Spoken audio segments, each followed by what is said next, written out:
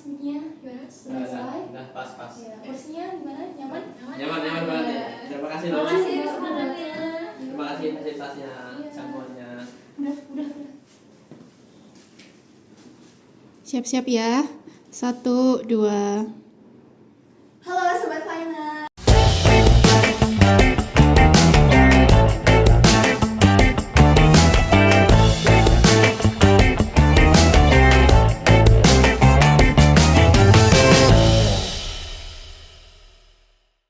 Halo Sobat Finance, selamat datang di podcast Smart Money. Coba jujur deh, kapan terakhir kali kalian pegang buku tabungan fisik? Atau malah sekarang kalian tuh lebih sering ngecek saldo gitu sambil rebahan. Tangan satu pegang HP, tangan satunya lagi nge-scroll. Sekarang tuh hidup kita kayak udah pindah gitu ya ke HP. Mau bayar kopi, pesen ojek, sampai ngatur tabungan pun semuanya cukup beberapa kali tap aja lewat HP. Bahkan tuh kadang kita lupa, dulu kita pernah ngerasain dimana masa-masa kita harus antre lama ke bank cuma buat transfer atau nabung. Nah, di episode kali ini kita mau ngobrolin soal perubahan itu.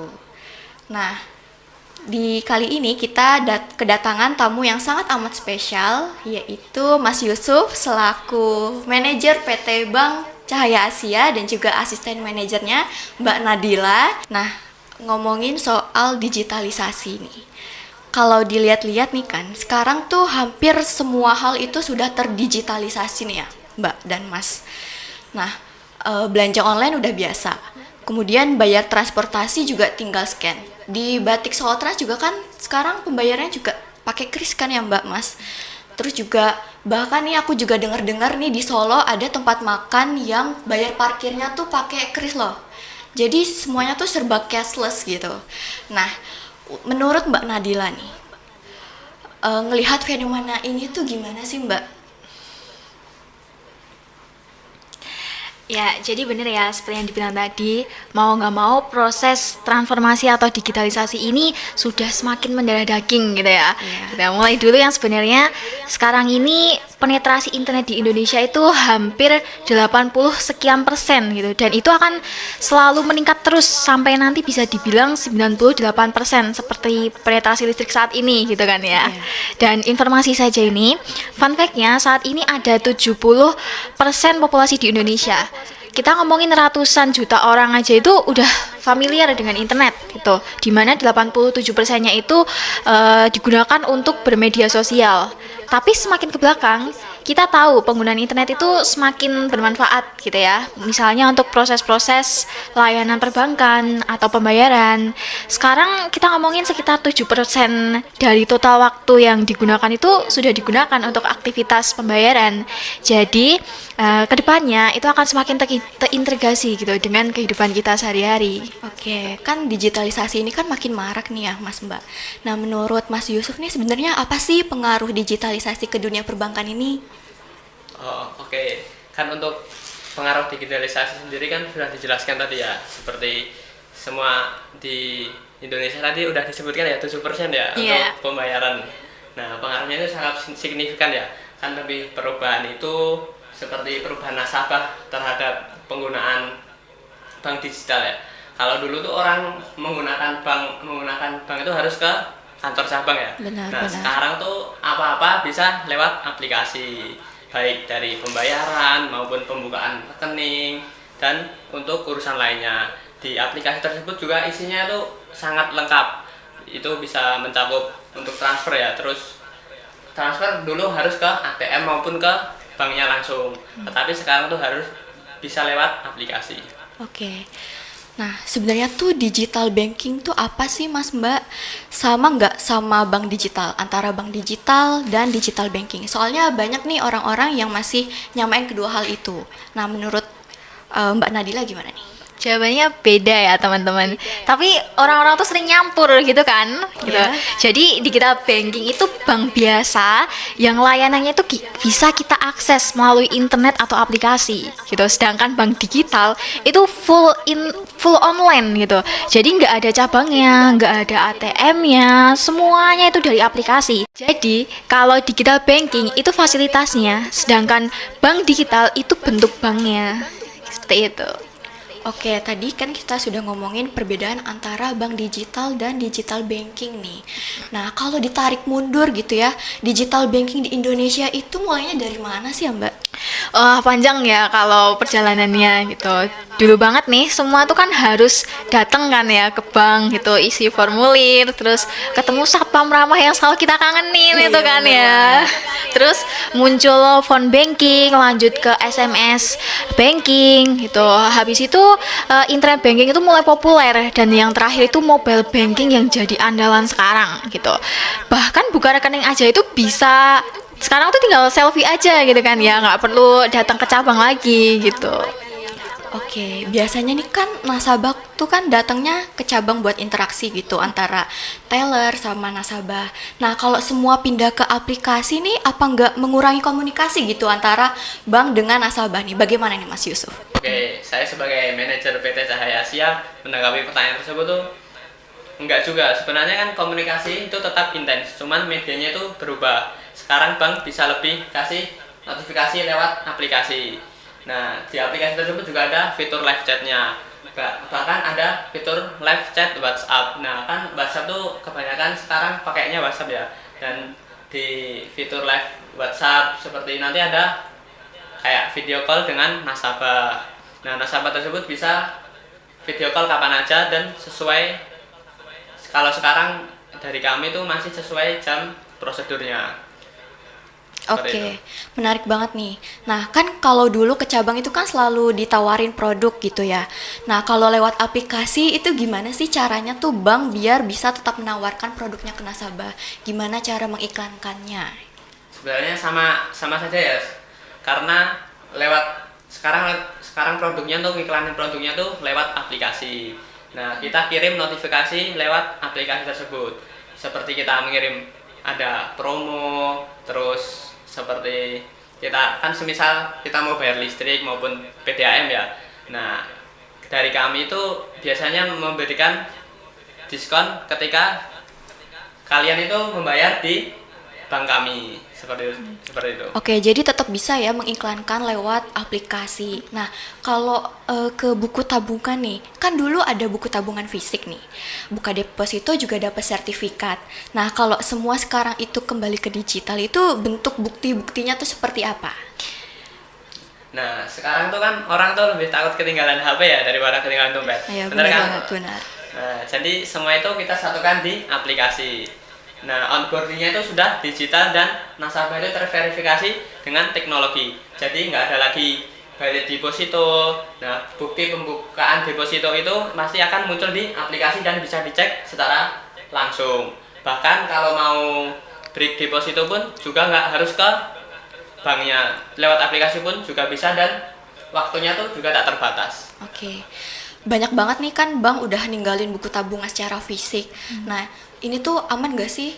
Dan gimana ya sama orang-orang yang belum terbiasa kayak misal generasi milenial, generasi sebelum-sebelum kita gitu, gimana? Oke, izin menanggapi ya. Jadi memang arahnya ke sana ya, paperless gitu.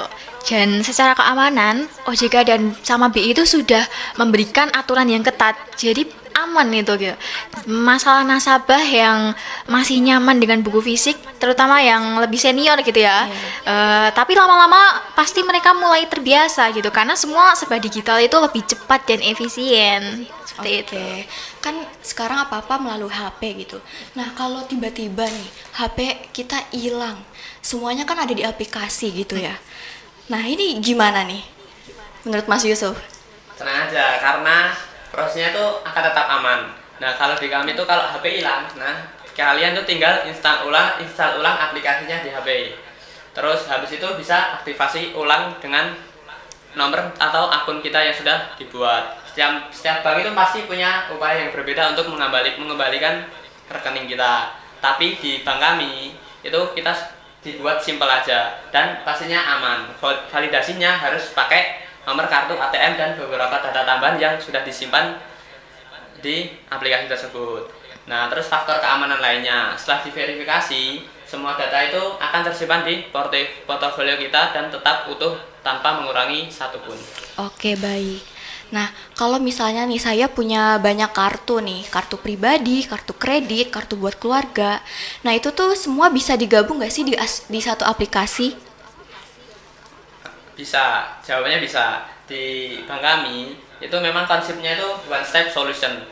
Nah, selain tabungan, fasilitas kartu kredit, baik kartu utama maupun suplemen, semua itu bisa lewat aplikasi yang kita buat. Mau cek transaksi, ubah jadi cicilan, bahkan blokir kartu anak yang hilang pun bisa langsung lewat aplikasi kita tanpa telepon call center. Oke, kan apa-apa nih lewat HP, bertransaksi juga bisa lewat aplikasi gitu kan kadang orang tuh suka was-was gitu ya Mas Mbak. Nah ini tuh aman gak sih, terjamin gak sih keamanannya? Tenang saja, karena di aplikasi itu pasti terjamin aman dan aplikasi kita juga sudah diawasi. Kan aplikasi-aplikasi seperti bank-bank lainnya itu juga pasti diawasi OJK. Nah pastinya itu akan lebih aman dan kalau kita mau transaksi, setiap transaksi itu kan kita mau transaksi itu butuh input PIN ya. Iya. Nah tahapan keamanan dan tahapan keamanan lainnya. Iya. Nah bahkan berarti siapapun yang pegang HP bisa transfer, tetapi kan harus memasukkan PIN-nya. Nah kedepannya kita juga siapkan fitur untuk nasabah mengatur limit lewat aplikasi. Jadi kita berhak mengatur limit yang kita punya. Oke, jadi tetap aman ya. Jadi nggak perlu was-was nih ya buat para nasabah gitu. Benar Oke. sekali. Oke. Kan saya punya adik nih. Nah, kalau semisal adik saya itu butuh ambil uang gitu lewat kartu saya, kadang kan bingung ya atur limitnya. Takutnya adik saya tuh narik uang tuh banyak banget gitu. Nah, ini ada solusinya nggak nih buat kedepannya? Nah untuk kedepannya itu kita sudah konsepkan penarikan uang tanpa kartu. Nah jadi kita bisa mengatur tokennya. Jadi bapak kita itu bisa ngasih token ke anaknya. Nah kita yang mengatur limitnya, bukan anaknya sendiri yang menarik uang. Oke. Jadi pastinya tetap aman. Tetap aman nih ya guys, sobat finance gitu. Nah, kalau pakai kris nih, bisa nggak sih terhubung ke kartu kredit atau uang elektronik kita? Kan orang tuh kan suka pilih metode pembayaran tuh kan macam-macam gitu ya. Dan yang orang pilih tuh pasti yang paling menguntungkan, yang adminnya tuh sedikit gitu. Nah, menurut Mas Yusuf ini gimana ini? Monggo Mas Yusuf.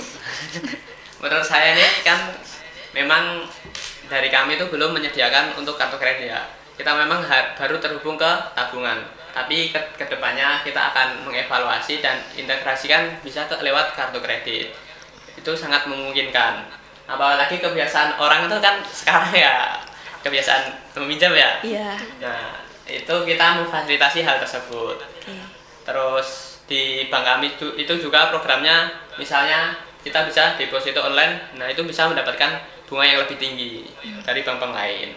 Bahkan ada fitur juga semisal kita lewat kris ya, bisa ada diskon untuk banyak kegiatan yang kita lakukan setiap harinya.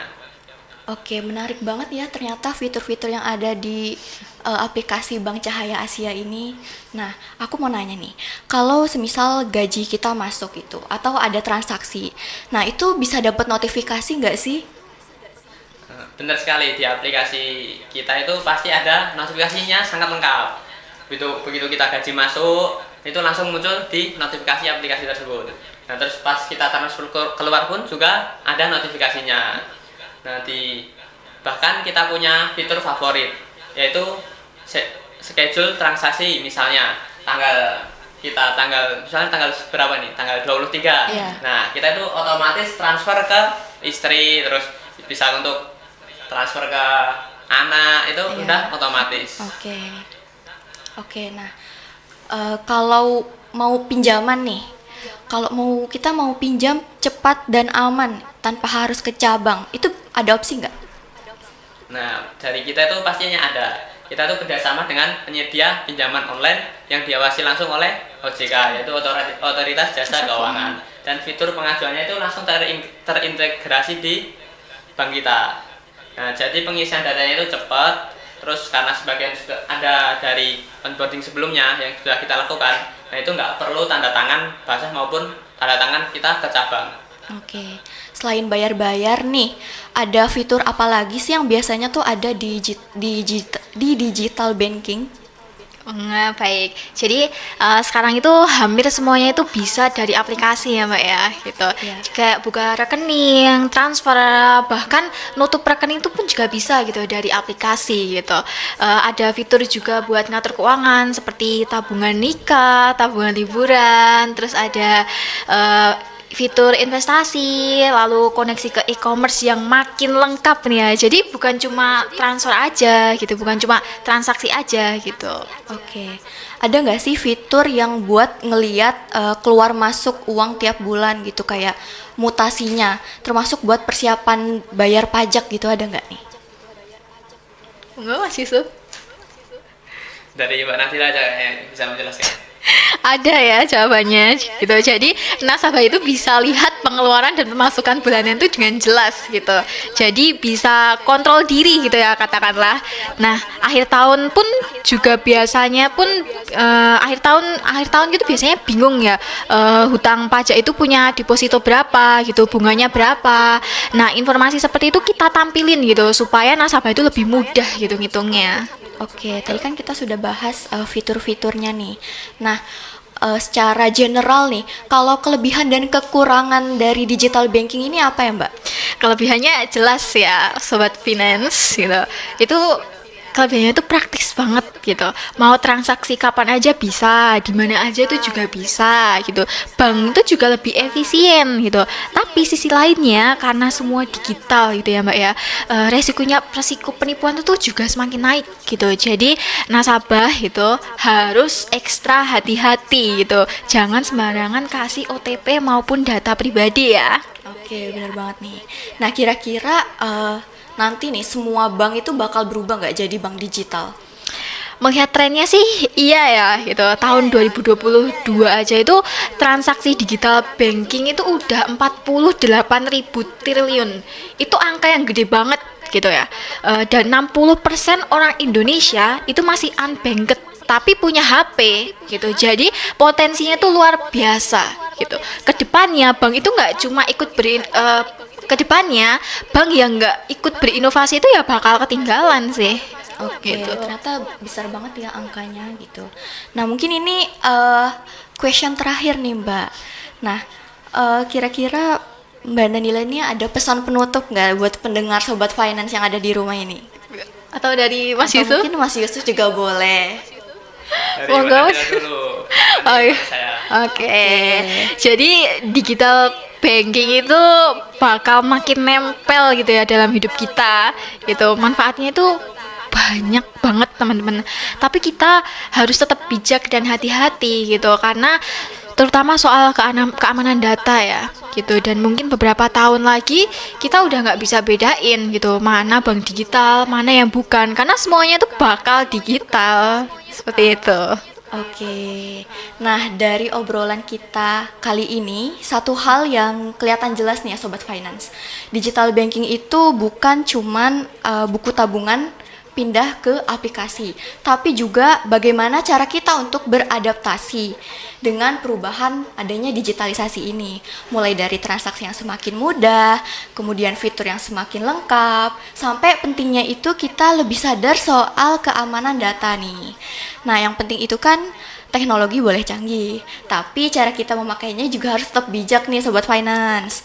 Karena pada akhirnya itu kan tujuannya tetap sama ya, yaitu membuat urusan keuangan kita semakin lebih mudah, nyaman, dan pastinya aman nih Sobat Finance. Oke, terima kasih banyak nih Mas Yusuf dan Mbak Nadila sudah menyempatkan waktunya dan sudah memberikan insight hari ini. Semoga nih Sobat Finance bisa mendapat sedikit ilmu gitu ya dari kita. Oke, aku mau ngingetin ke kalian jangan lupa untuk subscribe, like, dan share. Sampai jumpa di episode lain kali ya. Dadah. Dadah.